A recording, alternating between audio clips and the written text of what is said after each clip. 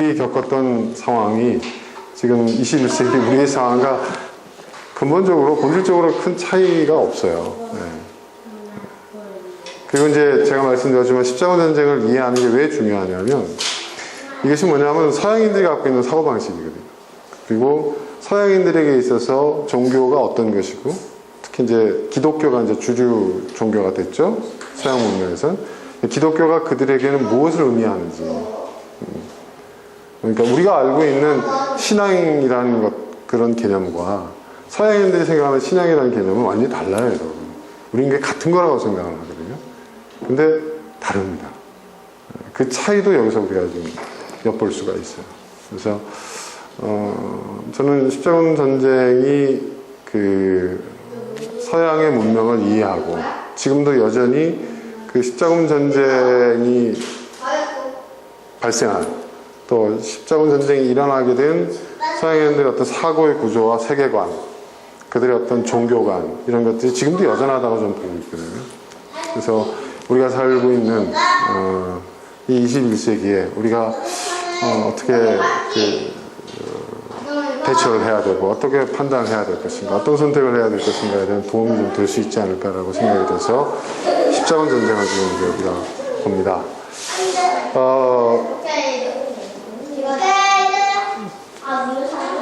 PPT로 준비를 했어요. 네. 자, 먼저 여기 본문을 좀 띄워주실래요? 본문?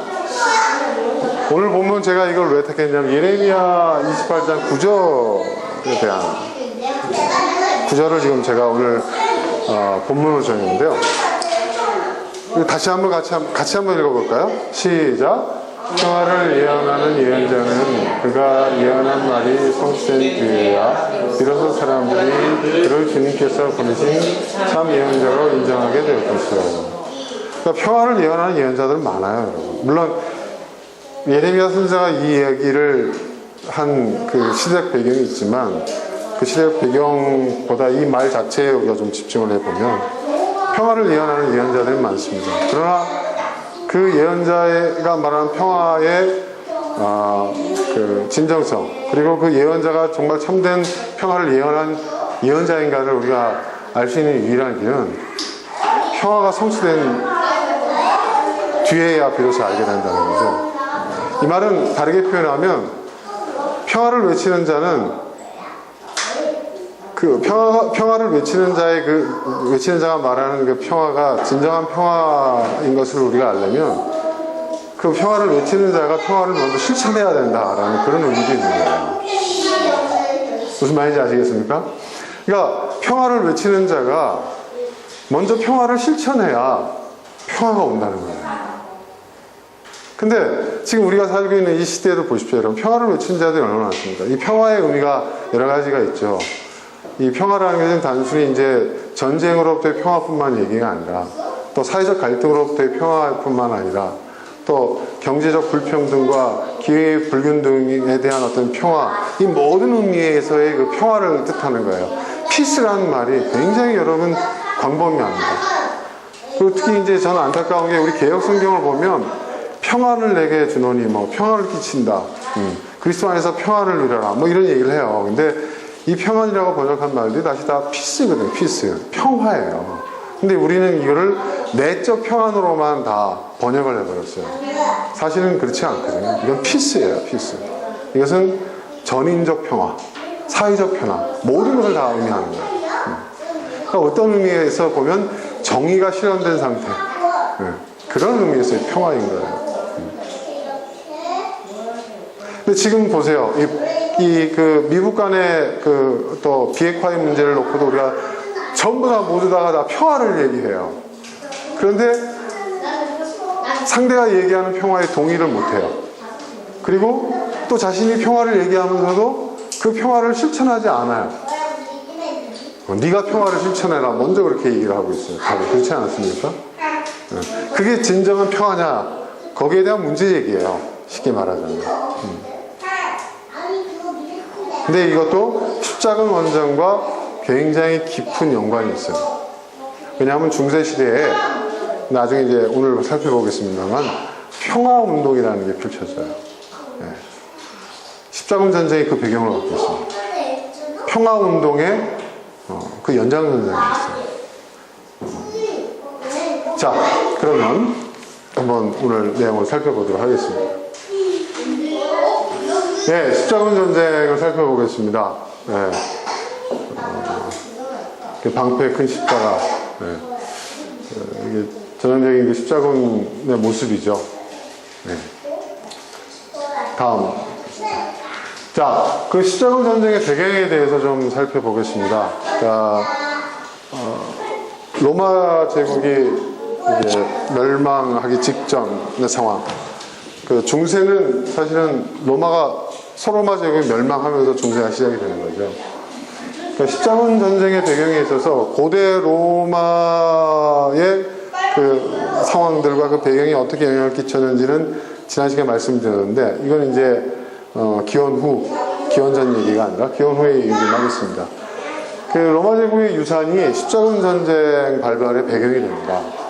그래서 중요한 황제가 등장하는데요. 여러분이 잘 아시는 콘스탄티누스 황제입니다. 1세라고 하죠. 콘스탄티누스 황제 1세. 재위가 306년하고 337년인데요. 이 사람이 기독교와 굉장히 깊은 연관을 갖고 있어요. 왜 그렇죠? 313년에 이제 기독교를 공인했고, 그리고 나중에 이제 니케아 종교회의라든지 삼위일체를 성립시킨 것이 니케아 그 공회에서 하는데, 그때 이 사람이 직접 나서서 주재를 하고, 나중에는 이제 지금 그 천주교에서는 이 사람을 성인으로 추대하고 있죠. 성인으로. 근데 사실은 역사적으로 보면 이 사람이 어떤 대단한 정복자고 야심가고, 그리고 굉장히 윤리적으로 도덕적으로 아주 타락한 인물입니다. 사실은. 이 사람의 업적이라고 얘기할 수 있는 것이 사두 정치를 폐지했다는 건데, 그 당시에 로마가 4명의 황제가 있었어요. 4명의 황제가 있었습니다. 그 북쪽 지역을 다스리는 황제가 있었고, 로마, 이태리 반도를 중심으로 하는 로마 황제가 있었고, 이집트를 지배하는 로마 황제가 있었고요. 그리고 지금의 이제 중동, 팔레스타인 지역을 중심으로 해서 그쪽을 지배하는 황제가 있었어요. 네. 그렇습니다.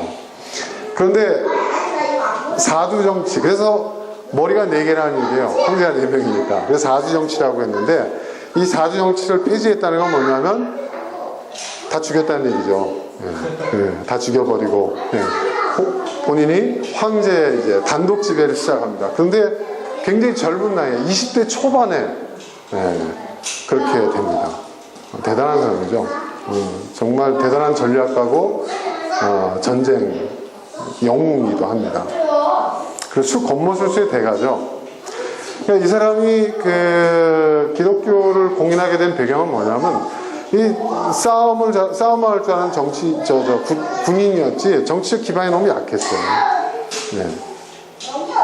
그리고 나름대로 젊은 그 장군으로서 로마를 개혁하고자 하는 의지도 있었어요. 그래서 이 사람이 그 본인의 정치적 그 어떤 그 뒷받침 세력을 기독교로 선택을 한 겁니다.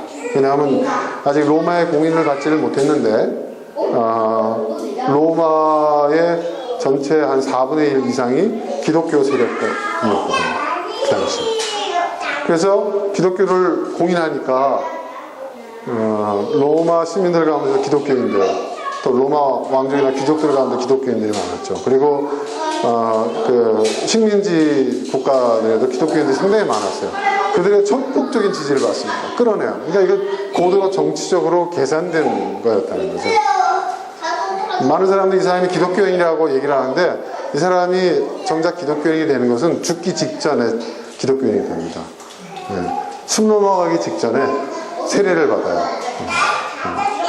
그러니까 본인은 사실은 기독교인이 아니었어요. 그리고 또 한 가지 업적이 뭐냐면, 이제 수도 비잔티움, 지난 시간에 되겠지만 콘스탄티노플을 330년에 세우죠. 이 배경도 제가 말씀을 드렸어요. 이 로마의 상황이, 이건 뭐 도저히 어떻게 해볼 수가 없는 상황이라고 그랬죠. 예, 그렇죠? 예, 어떻게 해볼 수가 없는 상황이에요. 부패, 그러니까 적폐, 지금 우리가 얘기하는. 그리고 그 당시에 그 로마에서도 땅값이 엄청났었다고 그랬죠. 땅값이. 부동산 투기가 있었고. 그래서 로마 시내에서 황제가 관공서를 하나 지으려고 해도 그 땅을 못 사요. 너무 비싸서. 네. 뭐 어떻게 해볼 수가 없는 거예요. 새로운 나라를, 새로운 제국을 건설하려고 해서 지금 황제가 됐는데 어떻게 해볼 수가 없는 거예요. 그래서 로마를 벌리기로 작정을 하는 거예요. 그래서 수도를 하나 더 세워요. 콘스탄티노플, 네. 비잔티움, 지금의 이스탄불. 네. 그리고 개인적으로 이 사람의 가족사가 굉장히 불행합니다. 거의 이 사람이 누구도 믿지를 못했대요. 누구도. 자기 아들도 죽여요. 자기 여동생도 죽이고, 네. 자기 일가 친척들 다 죽입니다. 네. 굉장히 잔인하게 죽입니다. 그리고 정적이라고 생각되면 온갖 누명과 반역의 그 굴레를 씌워가지고 죽여버려요. 네. 자기 아들도 죽여요.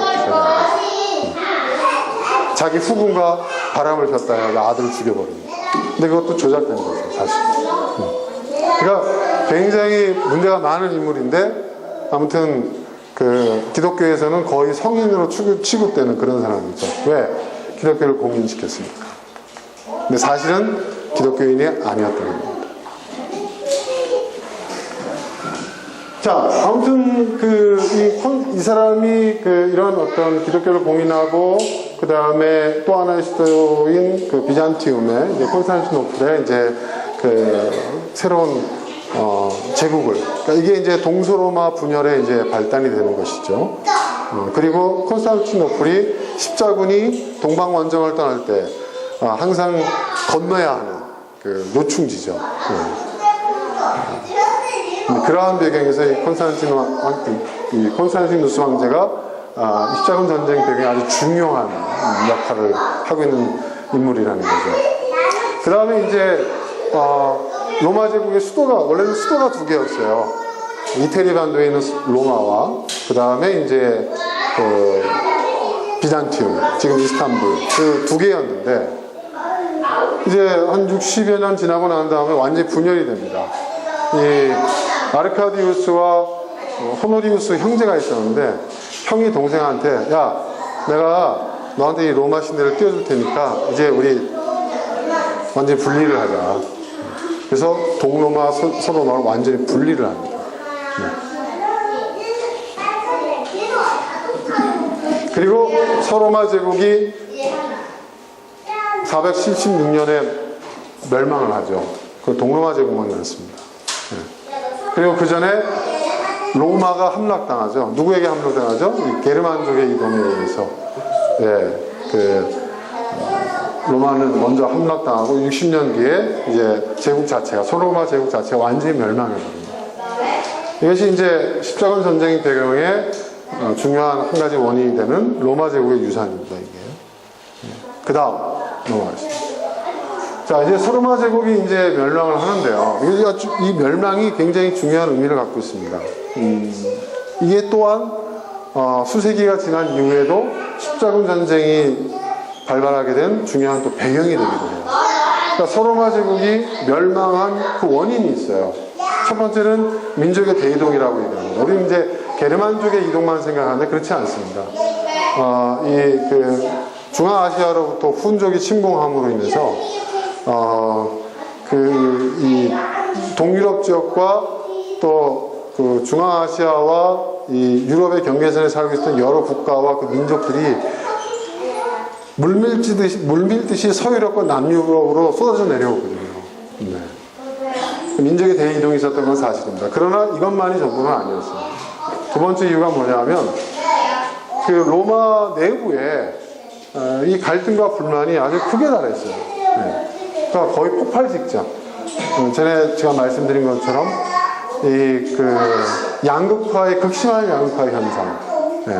로마 시민 한 명을 부양하기 위해서 노예가 열 몇 명이 필요하고, 그런 노예를 잡아오기 위해서 또 계속 전쟁을 하고, 또 로마 시민권이 없는 피지배국의 그 양민들을 이렇게 압제하고 착취하는, 이것이 엄청나게 심각했거든요. 그래서 수많은 내란이 있었어요. 그래서 계속 황제가 바뀌어요. 네, 황제가. 네. 그리고 황제가 여러 명이 되기도 하고 그러한 그 내부 갈등과 불만이 엄청났고요. 세 번째로 이 원인이 되는 이제 권력층의 부패함, 정말 무능했어요.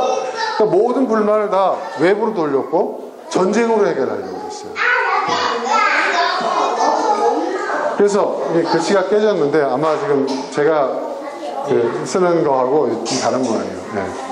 이게 이제 여러분 자크르코프라고 하는 그 유명한 그 역사학자였죠. 서양 중세 문명이라는 아주 훌륭한 책을 쓴 사람인데 그 책에 이렇게 나와 있어요. 이 사람은 프랑스 사람이에요. 야만인들의 침략이 성공했던 것은 제국 내부에서 소수 부자들과 유력자들에 의한 하층민 압박이 그에 달했던 사회 구조가 지속되어 왔기 때문이다. 1000년 이상 그것이 지속되어 온 거예요. 당시 절대 다수였던 로마의 하층민들은 불공평과 잔악성을 당하고 사느니 차라리 야만인과 함께 사는 것이 낫다고 여겼다는 거예요. 차라리 야만인들의 지배를 받는 게 낫다. 그래서 야만인들이 쳐들어왔을 때 어떤 일이 벌어졌냐면 그 여리고성과 같은 그런 일들이 벌어진 거예요. 성문을 열어버리고 환영을 해버리는 거예요. 이런 일들이 생기니 이 로마가 지탱할 수 있었겠습니까? 이러한 상황이었다는 거예요. 로마는 뭐예요? 단순히 외부 이민족의 이동에 의해서 멸망한 게 아니라 사실은 내부에서 무너진 거예요. 로마는 스스로 무너진 거예요. 이 문제가 해결되지 않았던 거예요. 그래서 이걸 해결하려고 했던 사람들이 있었어요. 개혁가들이. 지난 시간에 얘기한 그락소스 형제 얘기라든지. 근데 그것이 다 그 당시에 그때도 뭐 우리 식으로 따지자면 좌파로 몰려가지고 보수 세력들한테 다 처형을 당했어요. 처단당했죠.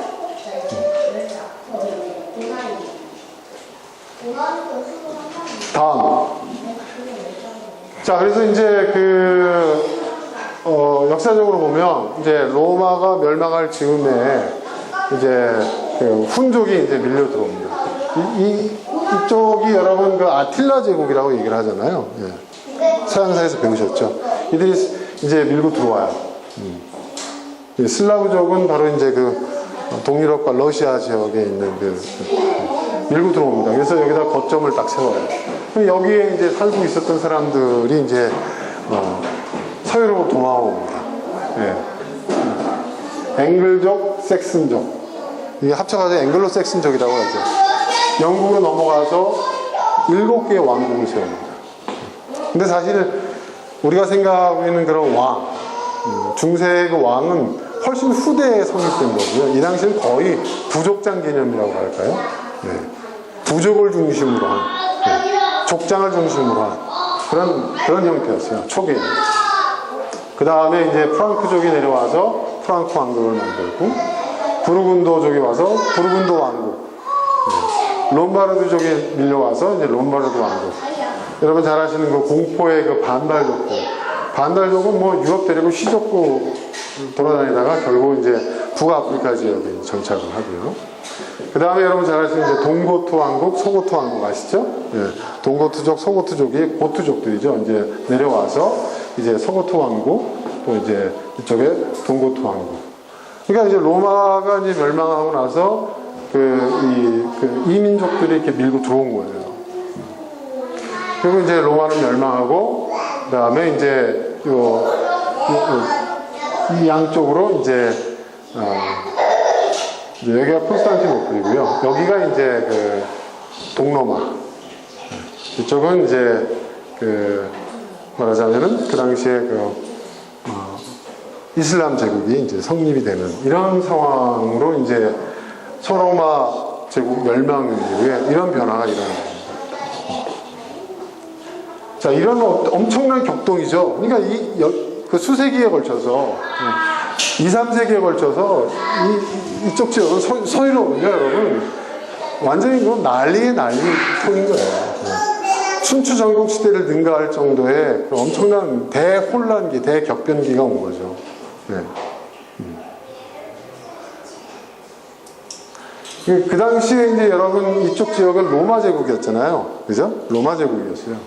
그리고 그 로마 제국 밖에 있었던 이런 앵글족, 색슨족, 프랑스족, 뭐 스웨리족, 부르군도, 반달족, 롬바르도 뭐 이런 사람, 이런 족속들은 사실은 바바리안들이었어요. 야만족들이었다고, 야만족들. 네, 진짜 야만족들.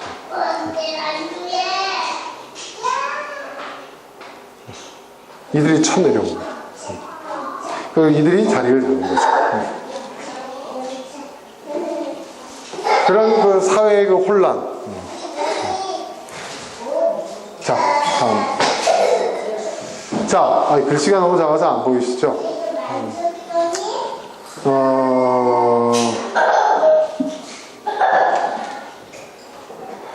자, 이제 여기 몇 세기가 걸쳐, 한 2세기가 지나면서 로마 제국이 멸망하고 그 이후에 한 200년 정도의 세월이 흐르면서 이 서유럽의 강자로 누가 떠오르냐면 프랑크 왕국이 떠오릅니다. 프랑크 왕국. 그런데 그 프랑크 왕국의 한 기원 8세기, 한 800년 정도에 이 프랑크 왕국이 거의 서유럽을 장악하고 이 프랑크 왕국의 카롤루스 대제라는 사람이 있어요. 카롤루스. 샤를 대제 이렇게 얘기를 하는데 원래 이제 카롤루스가 이제 맞는 말이고요. 이제 영어로 부르느냐, 라틴어로 부르느냐, 프랑스어로 부르느냐에 따라 차이인데 다 같은 사람입니다. 이 사람이 스스로를 황제라고 칭하면서 로마에서 이 카롤루스 대제가 자기가 황제로 자기가 스스로 황제의 자리에 오릅니다. 네. 그래가지고 영토를 확장해요. 엄청나죠, 여러분? 예. 서유럽 대부분을 다 장악합니다.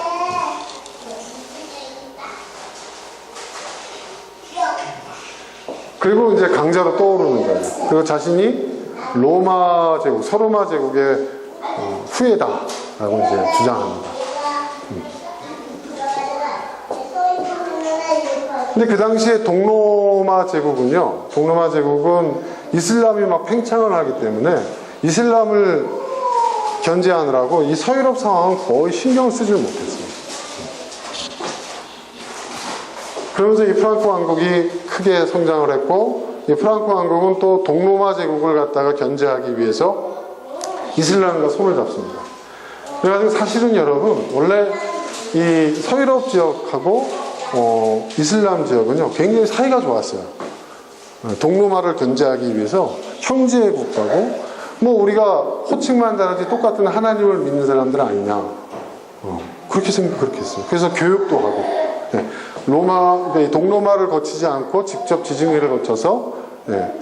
지금 마르세유 항이 아시죠, 여러분? 마르세유 항이 그 당시에도 이 프랑크 왕국과 이 이슬람 문명의 교육이 활발하게 이루어지던 그런 지역이었어요. 이렇게 평화롭게 공존을 했었습니다. 네. 그런데 이제 이 샤를 대제, 이 카롤루스 대제가 이제 죽어요. 근데 영이 죽고 난 다음에 또 나라가 또 이제 갈기갈기 찢어지잖아요. 그래서 여러분 서양사 시간에 배웠을 거예요. 이 프랑크 왕국이 세 조각이 납니다. 서프랑크 왕국, 동프랑크 왕국, 그다음에 중앙 프랑크 왕국, 남프랑크 왕국이라고도 얘기를 하는데, 아무튼 이렇게 갈라져요. 그 손자 셋이서 전쟁하고 이제 나라가 갈라집니다. 나라가 갈라진다는 것은 뭐예요? 또다시 유럽이 또 대혼란에 빠지는 거예요. 겨우 2, 3세기 만에 안정을 시켜놨는데 한 세기가 못 가가지고 또 서유럽이 완전히 전쟁이 되는 겁니다. 약육강식의 완전히 무법처지가 돼요. 이때 떠오르는 사람들이 있어요. 누굴까요? 그 유명한 나이트 기사들입니다. 기사들이 떠오릅니다. 그러니까 십자군 전쟁의 배경이 된 게 프랑크 왕국의 분열입니다. 그 대혼란이 벌어집니다. 다음. 자, 또 십자군 전쟁의 배경이 되는 것이 기사와 귀족이에요. 네. 기사와 귀족. 자, 어떤 상황이 벌어지냐. 아까 말씀드린 대로 프랑크 왕국의 분열로 서유럽은요, 완전히 치안 공백의 무법천지 상황이 돼요. 왕도 나라를 통제는 못해요. 거의 그런 상황이 되는 거예요. 근데 이때 말을 타고 다니면서 약탈을 일삼는 전사들이 등장합니다. 네. 원래 하던 짓이죠. 네. 저쪽에서. 네. 이들이 나중에 그 유명한 중세의 기사가 되는 거예요. 이 사람들. 네. 기사들이 원래는 말하자면 이런 그 폭도들. 네. 네. 그 무슨 말하자면 홍건적의 날에 뭐 수계 같은 뭐 이런 사람들이었던 거예요. 또 이들은요, 뭐 각처에서 일어나거든요. 또 이들은 자기들끼리 또 전쟁해요. 또 자기들끼리. 왜? 구역 다툼을 하는 거죠. 그러니까 말하자면 조직폭력배들하고 똑같습니다. 자기들縄張리를 이제 확장하고, 예. 그리고 또 조직폭력배는 서열이 굉장히 중요하잖아요. 그래서 지들끼리 싸워가지고요. 전쟁을 일삼아서 개서적 질서. 이거 제가 만든 말이 아니에요. 교과서에도 나온 얘기입니다. 수능 문제에도 출제됐던 단어예요. 개서적 질서라는 게 뭡니까, 여러분? 계급적이고 서열적인 질서. 네. 기사들끼리 계급적이고 기사도 똑같은 기사가 아니에요. 네. 그러니까 나중에 이제 뭐 백작, 공작, 뭐 이제 뭐 그런 거 있잖아요. 네? 또 그 밑에 뭐가 있고 뭐 그런 질서를 자기들이 정하기 시작하는 거예요. 싸우고 정하는 거예요. 싸우고. 근데 이 싸움이 너무 그 당시에는 진짜 목숨 걸고 싸워서 정한 거였거든요. 나중에 이 싸움을 어떻게 스포츠화했죠. 그게 뭡니까? 기사들이 창 들고 부딪혀가지고 뭐 우승하고 뭐 상금 타고 자기 얻고 뭐 하면서 질서, 그러니까 그런 계급적인 서열을 정리하는. 그러니까 여러분 그 중세에 그 유행했던 그 기사들의 그 뭐라 그러죠? 그 기사들의 그 무예를 겪는 그 뭐 여러 가지 스포츠가 있었잖아요. 그게 예전에는 전쟁을 치렀던 것을 그걸 막기 위해서 하나의 스포츠화를 한 거예요. 그렇게 해서 개서적, 계급적이고 서열적인 질서를 정리하고 지면은 뭐예요? 형님이 되는 거예요. 형님을 모시는 거예요. 형님! 이제 모시는 거죠. 아그야, 너는 중간관리자다. 먼저 이렇게 되는 거죠. 네. 그러면서 또 이제, 그리고 자기의 본고지가 있어요. 특정 지역에 대한 지휘력을 주장하는 거예요. 그리고 거기에 살고 있는 주민들, 농민들로부터 뭐예요? 세금을 받아요. 조공을 받아요. 말이 좋아 세금이고 조공이지 쉽게 얘기해서 뭐예요? 삥을 뜯는 거죠. 건달이 하든지 그대로 한 겁니다. 근데 이들을 어떻게 통제해야 될 것인가? 왕은 고민되겠죠, 여러분. 이 통제가 안 돼요. 그래서 이들을 통제하기 위해서 만든 게 뭐냐면 성씨를 주고 자비를 주는 거예요. 자비. 그대를 뭐 칼로 머리에다 이렇게 어깨에다 올리면 그대를 뭐 그럴듯하게 하잖아요. 이게 뭐냐 하면 쉽게 말해서 지역에 그 할거하고 있는 이 폭력 조직들의 두목을 여러분 뭐예요? 자기 통제 아래 두려고 자기를 주는 거예요. 근데 자기를 주려면 성이 있어야 될 거 아니에요. 근데 성이 없는 사람들이거든요. 이게 다 이 사람들 출신도 모르고 성도 없고 그러니까 성을 내리는 거예요. 그대를 스튜어트라는 성을 준다. 스튜어트 왕가, 귀족 이렇게 출발하는 거예요, 다. 근데 이거는요, 동양도 마찬가지예요. 옛날에 예를 들어서 저희 윤 씨도요, 거란족이었거든요. 여진족이고 거란족인데 고려 북방 정책에 복속이 되면서 거란족의 족장이 기순을 했어요. 땅을 갖다가 이제 그쪽 지역의 땅과 주민들 이끌고 와가지고. 그래서 저 윤씨니까 저는 이런 말 할 수 있죠. 그래서 왕이 성을 내린 거예요. 그 성이 뭐냐, 윤이라는 성인데, 이 윤이 뭐예요? 지휘봉을 쥐고 있는 소의 모양이에요, 윤씨. 윤씨 성씨 있지 않습니까? 그게 뭐냐면 족장이라는 얘기예요, 족장. 그래서 성을 내리죠. 그리고 영지를 하사하잖아요. 북쪽이 있으니까 거기 계속 뒀다가 나중에 또 후한거리가 될 수 있으니까 경기도 파주에다가 내려와가지고 파주에다 영지를 주는 거예요. 본고지를 떠나게 하는 거죠. 그러면서 자기에게 충성하게 만드는 거예요. 똑같은 거예요. 똑같은 거예요. 유럽의 귀족은 이렇게 시작된 겁니다. 그러니까 지금은 뭐 대단한 것처럼 이렇게 얘기하지만 사실 여러분 다 무지렁이들이었고 힘세고 싸움 잘하는 사람들이었던 거예요. 이게 산적들이죠, 쉽게 얘기하면. 지역의 실력자들. 그러니까 이들을 통제하기 위해서 왕이 그들에게 성을 수여하고 자기를 수여하고 영지를 하사한 거예요. 그래서 여러분 그 봉건 제도가 이런 과정을 통해서 자리를 잡은 거예요. 서양 문명의 역사라는 책을 쓴 이엔 번즈도 뭐라고 이제 그 책에 기록되어 있냐면 1100년경에 이르기까지 11세기에 이르기까지 유럽의 전형적인 귀족이란 이웃과 전쟁을 벌이거나 힘없고 자신을 지킬 무기조차 없는 약자를 노략질하는데 대부분의 시간을 허비하는 거칠고 잔인한 전사였다. 말이 좋아 전사였지 도둑놈들이었다는 얘기예요. 산적물이었다는 거예요.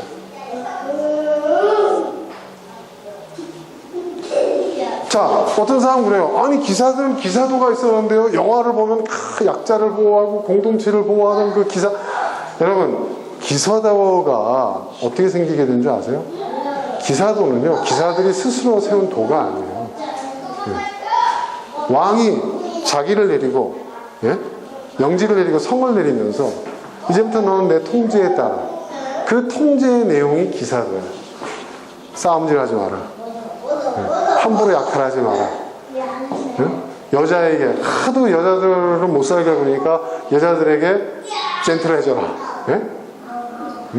그리고 약자를 그만 좀 괴롭혀. 싸우지 마. 정 싸우겠다면 전쟁을 하지 말고 결투를 해. 이런 식의 어떤 규칙이 부여된 거예요. 의무가 부여된 거예요. 그게 기사도로 자리를 잡게 된 겁니다. 아시겠어요, 여러분? 그러니까 기사도라는 것이 거꾸로 생각해야 된다는 거예요. 이들이 얼마나 극악무도한 사람들이었는지를 오히려 반증해주고 있는 거예요. 기사들이 스스로가 세운 게 아니라 기사가 되려면 너희들이 산적으로 살래? 아니면 너희들이 귀족으로 살래? 귀족이 되려면 최소한의 규칙이 있어, 규율이 있어. 이게 기사도야. 이걸 지켜. 그래서 기사도라는 게 생긴 거예요. 아시겠습니까, 여러분? 여러분, 영국 신사라는 것도 마찬가지예요. 여러분, 앵글로사신족들이 다 누굽니까? 바이킹들 아니에요? 북유럽에 있는. 그죠? 이들이 할 줄 아는 게 뭐가 있습니까? 싸움밖에 더 있어요? 워낙 극악무도하니까, 야, 옛날에 이제는 우리가 나라를 이제 세우고 왕국이고, 우리는 왕족이고 귀족인데, 옛날에 우리가 저쪽에서 해적질 해먹었던 그런 버릇을 계속 갖고 있어야 되겠느냐? 이제 귀족으로서 지켜야 할 최소한의 규율이 있다. 그 규율들이 내려와가지고 그게 뭐예요? 영국 신사도가 된 거예요. 영국 신사란 말 많이 들어보셨죠, 여러분? 그러니까 이 말은 무슨 얘기입니까? 반대라는 거예요. 그들이 정말 신사도가 없는, 진짜 어떻게 통제할 수 없는 그런 무식한 인간들이었다는 얘기죠. 근데 우리는 좀, 우리 아시아 사람들은 좀 그런 부분들에 있어서 좀 깨어나야 될 것 같아요. 기사도, 서양 사람들은 자기들의 그 문화고 역사니까 그걸 미화시키는 거예요. 근데 사실은 아니라는 거예요. 거의 용병들이었고, 거의 조직폭력배와 똑같은. 영주들끼리 싸움 많이 했잖아요. 그죠? 막 왕이 나서 중재까지 하고 교회가 나서 중재하고 이런 일들이 있었거든요. 그러니까 그 당시에 그 사회상을 보면 우리가 생각하고 있는 그런 모습이 영화 속에서 보는 그런 모습이 아니라니까요. 철저하게 뭐예요? 힘에 의해서, 무력에 의해서 이루어진 사회 질서가 자리한 그런 세상이었다. 자, 이러한 귀족과 기사계급의 등장은 오히려 사회 갈등을 가중시켰어요. 무슨 얘기냐 하면 예전에는요, 여러분, 귀족하고 노예만 있었어요. 그죠? 왕하고 노예. 근데 그 중간에 기사계급이 생긴 거예요. 귀족이에요. 그러니까 예전에 고대 로마의 귀족계급과는 좀 달라요. 그러니까 그 사회 신분제가 세 계급으로 나눠지게 된다. 그것이 또 이제 십자가전쟁의 배경이 되기도 합니다. 다음. 자, 세 계급으로 3위계질서라고 이제 정립을 합니다. 지배하는 자, 처음에는 왕이었어요. 왕. 싸우는 자, 귀족과 기사예요. 그 일하는 자, 농민들, 평민들. 나중에 이제 지배하는 자의 교회도 이제 들어가게 되죠. 자, 이 글씨가 다 깨져버렸는데, 보면, 이러한 3계급, 이제 이거를 나중에 교회가 뭐라고 하냐면 3위계 질서라는 거예요. 뭐 성삼위일체처럼. 3위계 질서. 이건 하늘이 정한 질서다. 이렇게 얘기합니다. 이러한 계급 질서 아래서 농민은 사실상 농노가 되는 거예요. 농노. 농민은 뭐예요? 노예 상태에 빠지는 거예요. 농노가 되는 거예요. 그리고 이 3계급에게는 1, 2계급을 부양해야 하는 의무가 지어졌어요. 이들이 나라를 다스리고 나라를 위해서 잘 싸울 수 있도록 이 일하는 자들은 그들을 부양해야 하는 의무가 생긴 거예요. 이때부터 국가적인 차원에서의 세금이 걷어지기 시작합니다.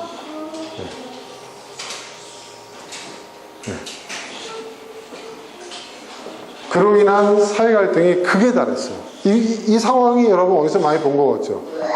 이게 바로 로마 제국이 멸망한 그때의 그 상황과 거의 동일한 상황이 된 거예요. 로마도 이 문제를 해결하지 못해서 결국은 안에서 무너진 거라고 그랬죠. 똑같은 상황이 재현이 되는 거예요. 로마는 멸망했는데 달라진 건 없어. 어떤 의미에서는 더 힘들어지는 거예요. 농민들 입장에서. 자, 이런 상황에서 가장 큰 위기감을 느낀 자는 누굴까요? 왕일까요? 귀족이나 기사일까요? 아니요. 이들은 생각도 없어요. 자신들이 어디로 가고 있는지, 어떻게 될지 그런 생각도 없었어요. 제일 큰, 여기서 가장 큰 위기감을 느낀 사람들이 누구냐? 누구겠어요, 여러분? 교회예요. 기독교회. 왜 그런지 아세요? 기독교회는요, 로마가 멸망한 걸 봤거든요.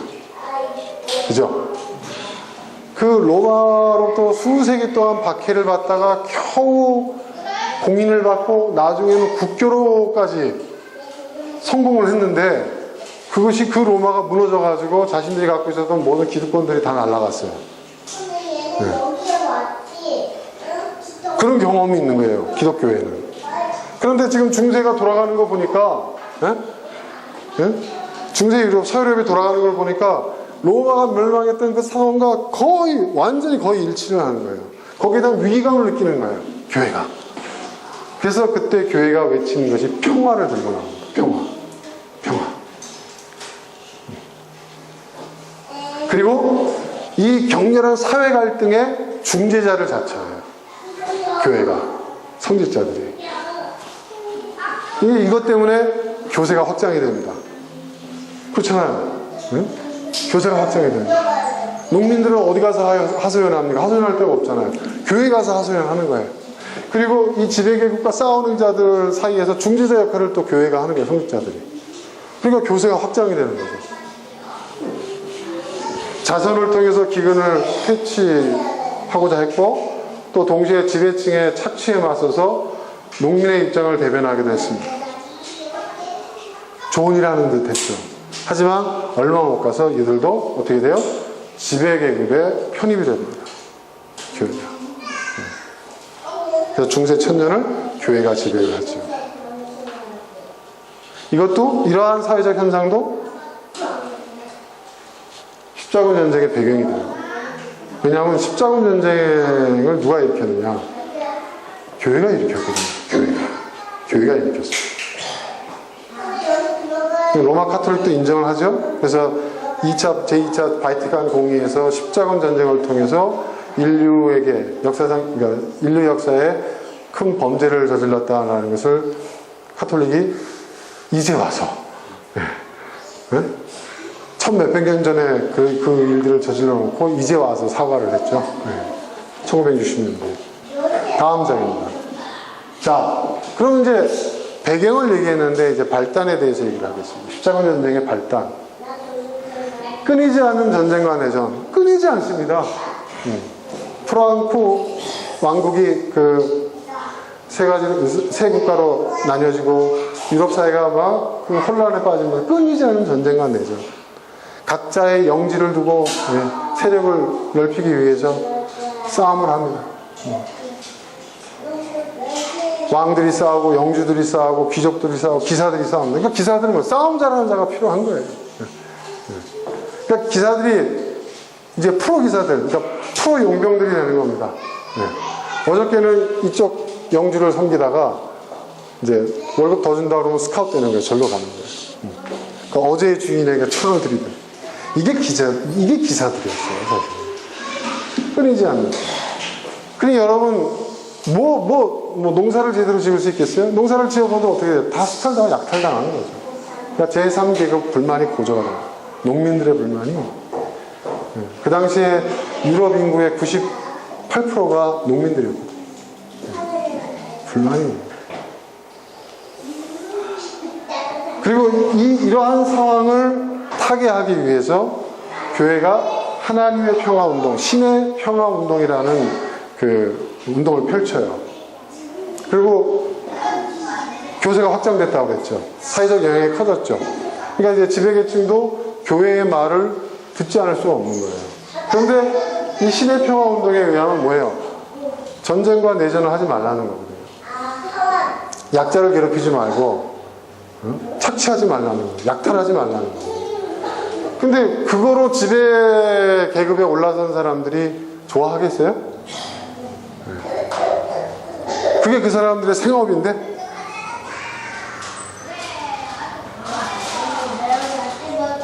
그러니까 어떻게 합니까? 또 여기 또 토지 공개념이라는 게 나와요, 또. 그 신의 평화 운동을 하던 그 사람들 가운데서, 진짜 제대로 된 사람들이 있었던 거죠. 토지는 하나님의 것이다. 성경이 나와 있는 대로 해야 됩니다. 이게 먹히겠습니까? 땅을 가진 자들한테? 반발하는 거예요. 교회에 대한 후원도 끊고, 교회를 보호하지 않겠다고 하고, 막 이런 반발. 그러면서 또 사회적으로 유토피아에 대한 동경이 떠오르죠. 유토피아. 그러니까 현실이 너무 괴로우니까, 헬 조선이니까 말하자면. 그러니까 유토피아에 대한 동경이 생기고 이 신비주의와 종말신앙이 팽배해지는 거예요. 항상 그렇습니다. 세상이 어지럽고 살기 힘들어지면 신비주의 신앙과 이 종말신앙이 막 팽배를 하는 거예요.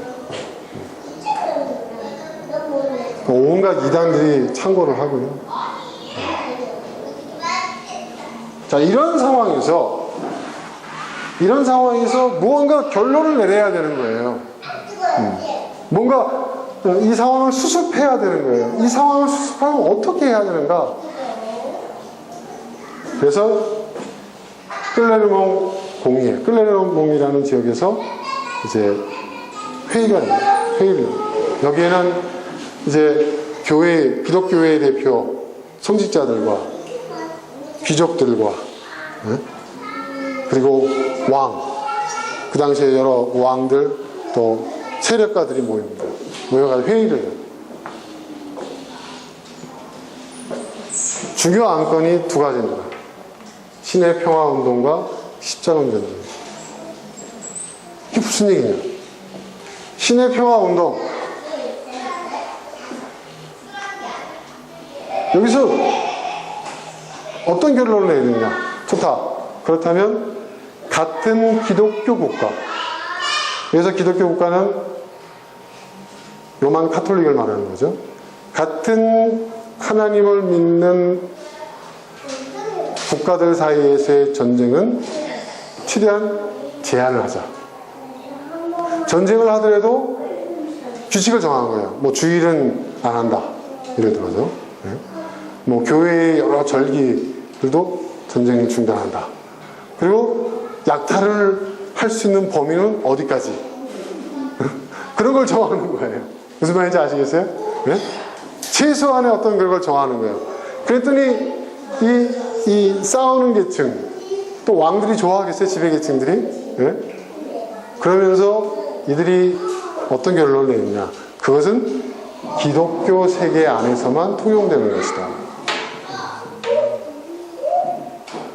기독교 세계가 아닌 이교도 국가와 이교도들에 대해서는 무슨 짓을 해도 그것은 신의 관심 받기다.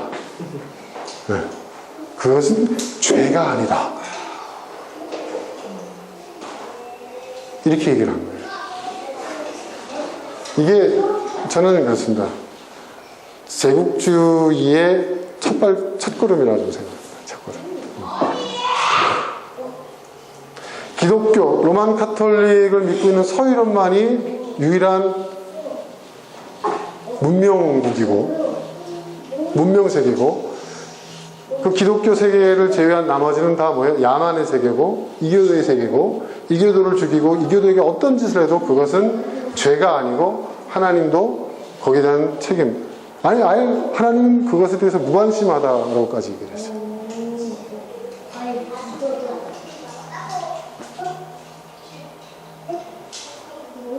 그러니까 기독교 세계의 내부에서 말하는 평화와 기독교 세계 유럽의 밖에서 얘기하고 있는 평화는 다른 거예요. 무슨 얘기인지 아시겠습니까, 여러분? 이쪽에 기독교 세계 안에서는 기독교적 가치, 그래도 기독교적 가치에 부합하는 평화를 이루어야 된다.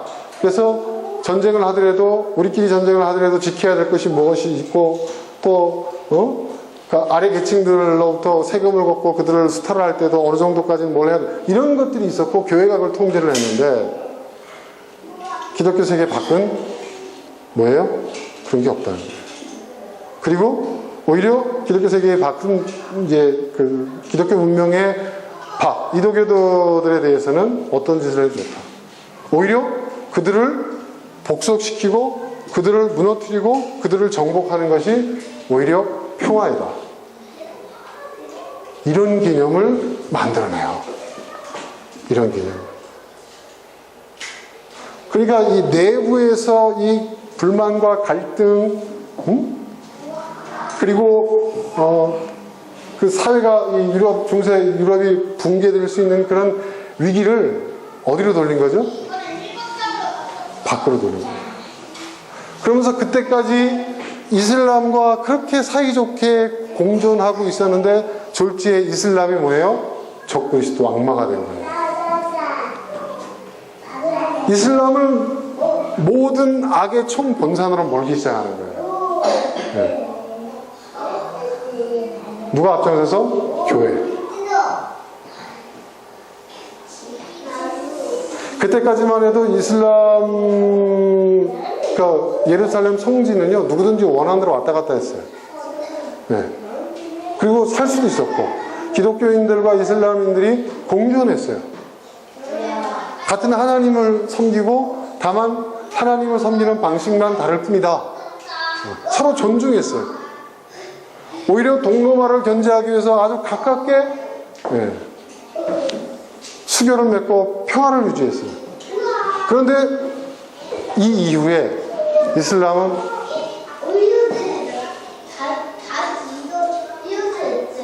모든 악의 근원이 되는 거예요. 그러니까 이상한 소문이 돌기 시작해요. 예루살렘 성지를 순례자들이 갔더니 이슬람 교도들이 죽이더라. 이런 헛소문. 교회가 퍼뜨리는 겁니다. 그리고 예루살렘은 성도이고 하나님의 도성인데 이거를 이슬람 교도들이 지배하고 있다. 기독교인들을 탄압하고 있다. 그들을 약탈하고 그들을 죽이고 또 이슬람 세력이 팽창해서 이 기독교 국가를 언제든지 위협할 수 있다.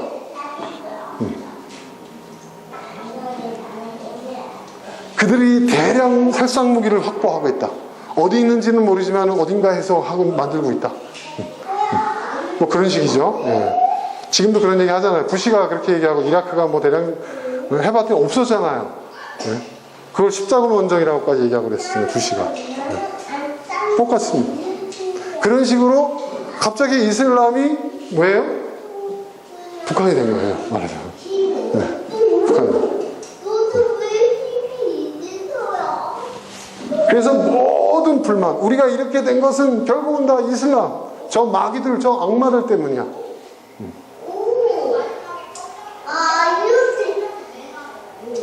저들 때문에. 저들이 점점 우리 그 서유럽 기독교 운명을 옥죄오고 있어.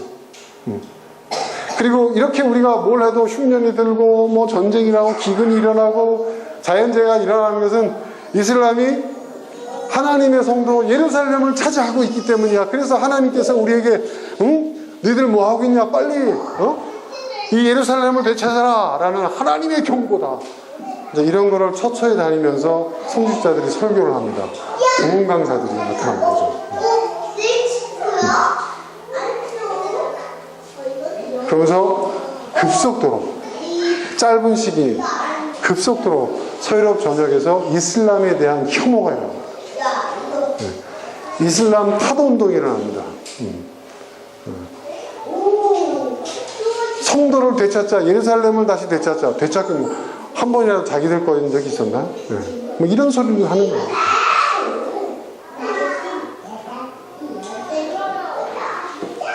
기독교 문명을 위협하고 있는 이슬람을 파괴해야 합니다.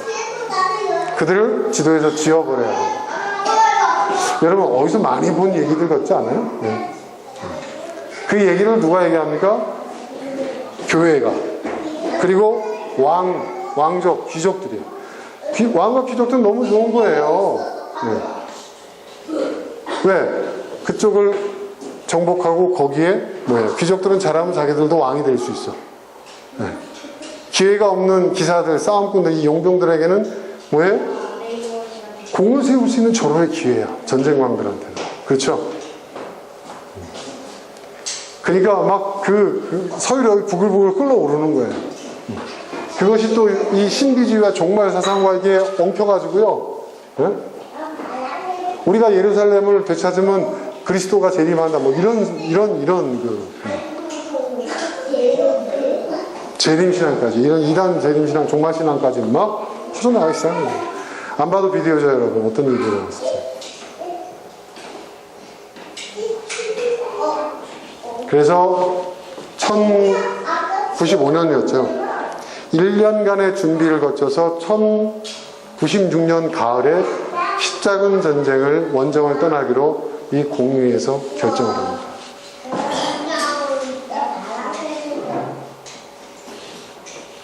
근데 그 십자군 원정이 신의 평화운동의 연장선상에서 신의 평화운동의 일환으로서 전쟁이 일어났다는 거예요.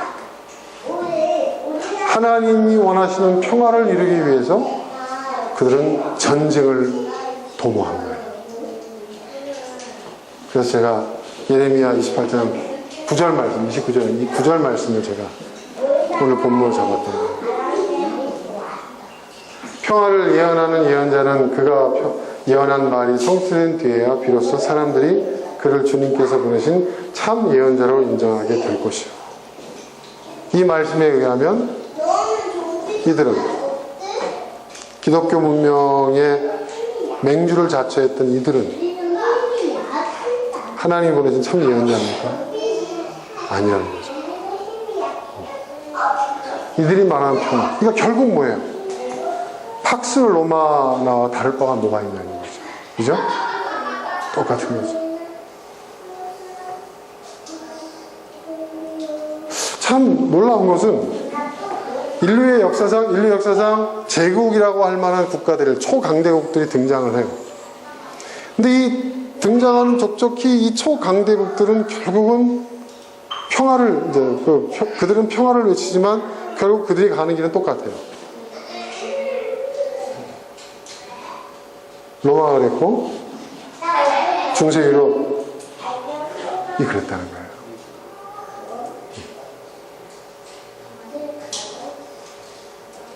그리고 지금 우리가 살고 있는 이 21세기에도요, 먼 과거의 이야기지만 이 상황들이 낯설지가 않아요.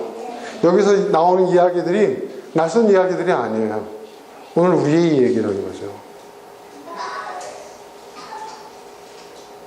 이 시대의 이슬람은 어디입니까, 지금? 여러분. 우리가 십자군 전쟁을 일으켜야 할 이슬람은 지금 어디로 지목되고 있습니까? 우리가 살고 있는 이 시대의 강대국들에 의해서 여전히 똑같은 세계관과 가치를 유지하고 있는 이 서방 문명국들에 의해서 지목되고 있는 이슬람은 어디예요? 십자군 십자군 원정의 대상은 누구라는 거죠? 그 중에 하나가 북한 아닙니까, 지금? 그죠?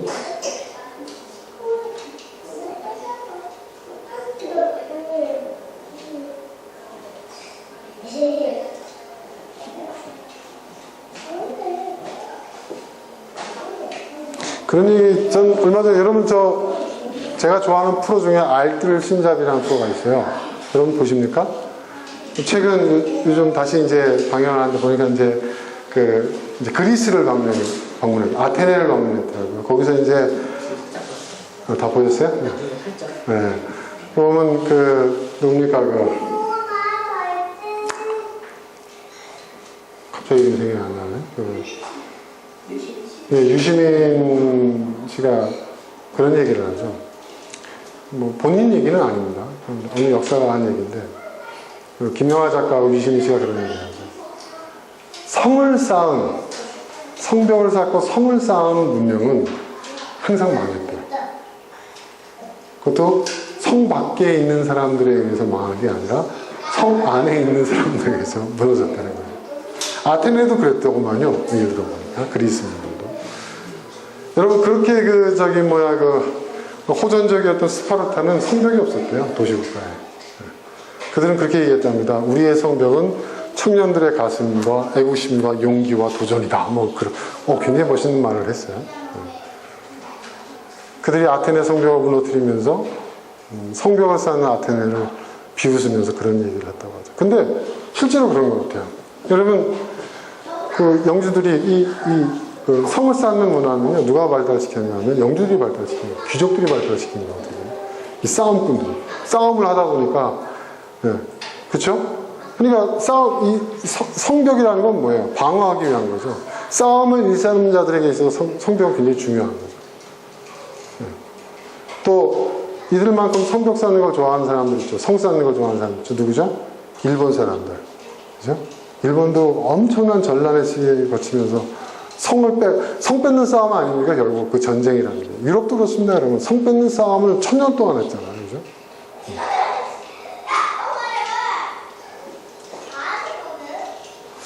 정말 그런 거 같아요. 중국도 그렇지 않습니까? 만리장성을 쌓고 망하고. 그렇죠? 그것이 뭘 의미하는가? 성을 쌓는다는 것은 그런 의미가 있는 것 같아요. 적대감의 표출이에요. 외부 세계에 대한 적대감의 표출. 내부의 모든 불만과 위기감을 그 모든 원인을 외부로 돌리는 것. 이거 개인의 차원에서 얘기한다면 쉽게 말하면 남 탓하는 거예요, 남 탓. 이 모든 것은 뭐 때문이야, 누구 때문이야. 그죠? 사실은 아닙니다. 자기 자신들의 문제였는데, 자기들 내부의 문제였고, 자기들 내부에서 해결해야 하는 문제였는데, 그것을 외부로 돌리는 거예요. 누가 그런 짓을 잘해요? 종교가. 특히 기독교가 그런 짓을 잘했고, 지배계층이 그런 짓을 잘했어요. 기득권들, 부자들. 이것은 역사 속에서 반복적으로 나타나는 패턴이었던 거예요. 근데 지금 21세기 한국 사회도 똑같습니다. 달라진 게 없어요. 여러분, 과연 북한은 우리가 타도해야 할, 우리가 무너뜨려야 할 21세기의 이슬람 제국입니까?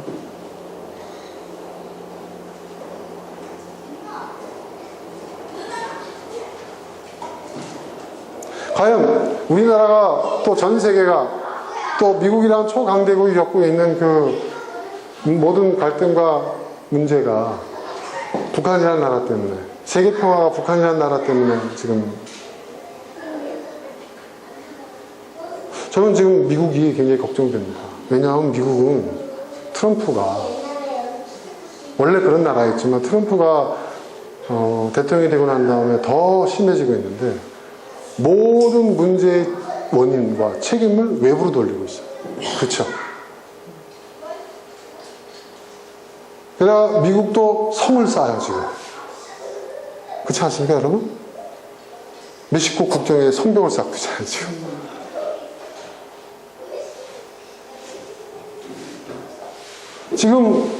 지금 미국이 가고 있는 길을 이렇게 보면, 롬바가 갔던 길, 그 중세 유럽이 이제 십자군 전쟁을 일으키게 된 그 직전에 갔던 그 길, 그러니까 동일한 이야기를. 제가 여러 책들을 보면서 미국을 걱정하기 시작했어요. 야, 미국이 앞으로 평화라는 이름으로, 팍스 로마나가 아니라 팍스 USA, 평화의 이름으로 또 얼마나 많은 십자군 전쟁을 일으킬까. 우린 이걸 막아야 합니다. 그리고 우리 문재인 대통령이 저는 그걸 막기 위해서 노력하고 있다고 생각합니다. 근데 거기에 대해서 이 지배계층의 반발, 예? 우리 한국 사회 안에서 일어나고 있는 정확하게 일치하지 않고 있습니다. 자, 이때 우리 기독교인들이 정말 해야 할 일은 뭘까요? 얼마 전에 여러분 보셨습니까? 명성교회 그 세습하고 난 다음에 김상환 목사가 뭐라고 얘기했죠? 악마들이 청구를 하고 있고, 또 무슨 얘기를 했습니까? 네? 좌파들이 지금 하나님의 교회를 무너뜨리기 위해서 준동하고 있다. 새벽 설교 때 얘기를 해보는 거예요. 저는 그 설교를 듣고요, 좀 기가 막혔어요. 옛날에 김홍도 목사가 그 스캔들 일어나고 자기 아들한테 교회 물려주면서 자기가 정부의 요직에 있는 사람으로부터 경고를 받았다. 김일성이가 김홍도를 잡으라고 특별 지령을 간첩들에게 내렸다는 설교를 주일날 했어요. 말이 됩니까, 여러분? 그런데 그런 얘기를 하니까 아멘 하면서 난리가 났습니다. 지금 한국 교회가 지금 가고 있는 일이 없어요. 지금 여러분 그거 아시죠? 시중에 떠도는 온갖 가짜 뉴스의 진원지가 교회예요, 교회. 그 변 무슨 목사하고 있어요. 그들이 이끄는 그 단체가 있어요. 거기서 만들어내는 가짜 뉴스가 있습니다. 가짜 뉴스를 유통하고 있는 가장 큰 유통 채널이 교회라는 거예요. 그래서 저도 그거 한번 봤어요. 어떤가. 말도 안 되는. 뭐라고 얘기하느냐. 정교분리라는 그 비겁함 속에 속지 말고, 숨지 말고. 우리나라 교회가 이렇게 위축되고, 교회가 탄압을 받고 있고, 하나님이 세우신 종들이 권위가 땅에 떨어지고, 하여튼 교회의 모든 원인이 다 좌파들 때문에 생긴 일이라고 그러더라고요. 그게 맞습니까? 여러분, 그게 맞아요?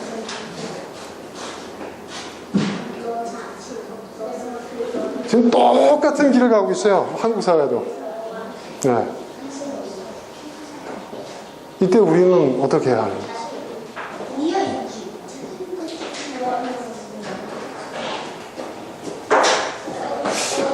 앞으로 우리가 맞이할 미래는 어떤 미래가 될 것인가?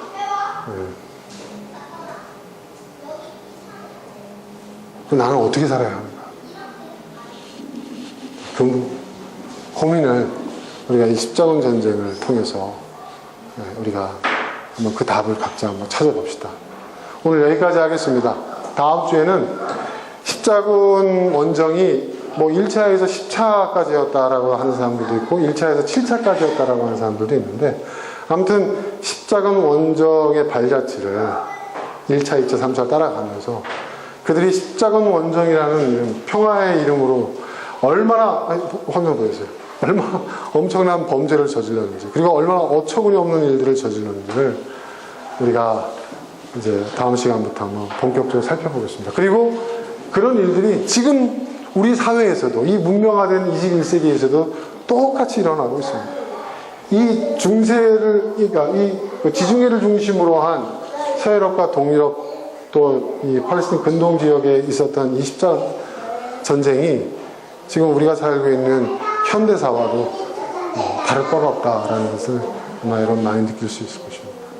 자, 오늘 함께 나눈 말씀들, 또 어떤 교훈들, 그리고 아까 우리가 본문 예레미야의 말씀, 평화에 대한 이야기 생각하면서 제가 우리 함께 기도하겠습니다.